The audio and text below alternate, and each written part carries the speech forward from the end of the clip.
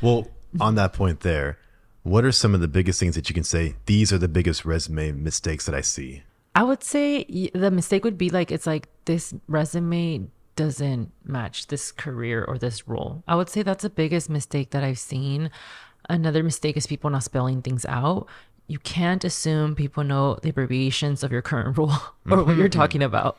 So, for Got example, it. for me, when I was a student, I worked at the Educational Opportunity Program, short, it's EOP. Let's say I was applying somewhere and someone doesn't know. If they might know, but what if they don't? You can't assume people know the abbreviations. So always Mm. spell everything out.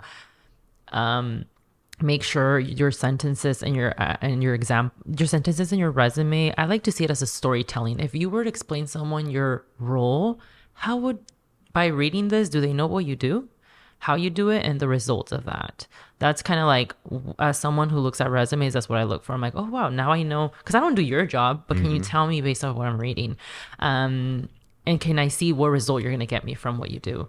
And then once you get invited to an interview and you're there, I think the biggest tip I can give based on like my experience interviewing people would be your authentic self. Yes, you get nervous, it's normal, but I feel like when people are not just interviewing based on your skills, especially, well, I've interviewed in the education field, but they want to know your skills, great, but they also want to know who I'm going to work with. Hmm. So that plays a role too in decision making. You I know feel how hard that is to tell people to be their authentic self? Because so most people are hard. going to say, well, what does that mean? This is who I Yeah. am. And I think that ties back to the social skills. If you don't know how to talk to people, you don't know how to convey who you really are to them. You just think, well, I snowboard and I like to type Like, and I think I would be good at the job. That's authentically who I am. Is that what you want? And then you're like, yeah. wait, something's wrong here.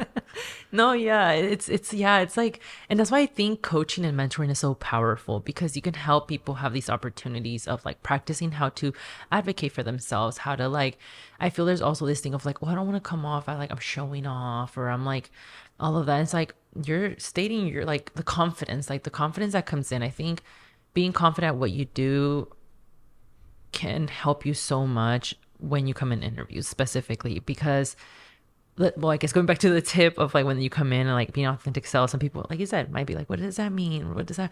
I would say if that's a little confused, it's kind of like how, like, do you believe on the work you do, and are you confident with what you have?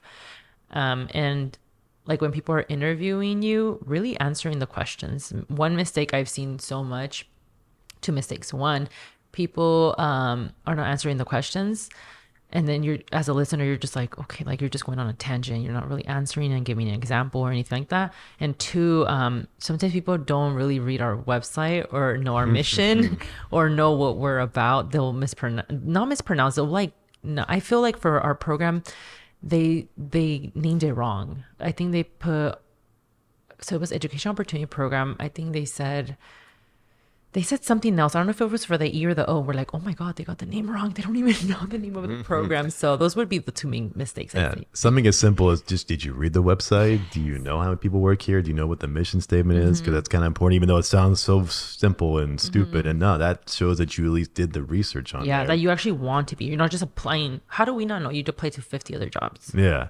But I think that confidence thing that you're talking about, for me, I relate that to life experience, Yeah. which is just time out there meeting people and getting other jobs. Because unless you have that and you go into these interviews, you might be able to answer the questions verbatim. Hmm. Okay, you said the right thing, but Hmm. then why is it not sticking? In order for us to hire a police officer, Hmm. when you apply, you have to go through an oral panel interview. That's one of the Hmm. first steps. So usually 3 or 4 people are in there and they're Okay. asking you set questions. The questions themselves are not irrelevant, they're important, Hmm. but they're pretty simple stuff. You know, like name me a time when you were in a stressful situation and how'd you handle that? Or, Hmm. what does, have you applied anywhere else? Very simple questions. Hmm. It's not the answer to the question that we're looking for. Hmm. Once we ask the question, it's who are you? Are How do you you think? exactly? Are you looking at me? You'd be surprised how many people are in these interviews and they look down. And right away, that tells us all that we need to know. So you could answer everything correctly, but if you can't even make eye contact with me, you Hmm. don't realize that that's what we actually saw. And then when you're answering the questions, we're thinking, does this person fit with the culture? Can they understand the job? If they can't look at Hmm. me or their answers are more in line with maybe a different company or a different Hmm. department, then this may not be the right one for them. But you can answer the questions right and think I nailed that thing, Yeah, and you then could have after, the answer. Yeah. yeah, exactly. But it's not the answer to the question so much as how you convey that answer. But it's, and look, I was 23 once, 24 once. I know how it is. It's, I get asked these questions. I told you the right answer. What's the problem? How come Yeah, I you're like, I didn't? answered Yeah, how it. come I didn't get the second interview? And it's because I didn't do a good job of conveying what that answer means to me. Here's the answer, but here's what it means to me. Here's how I interpret it. And I could only have gotten that with just going through life and getting experience. Experience. Yeah, that's why I like to say experience is your best teacher. And I think holding yourself compassion and just being kind to yourself that you did the best you could at the time you did it, like whenever, how old you were. And I feel like your experience is teaching you, like, okay, next time, like, and the confidence gets built the more you practice it. Like, I'm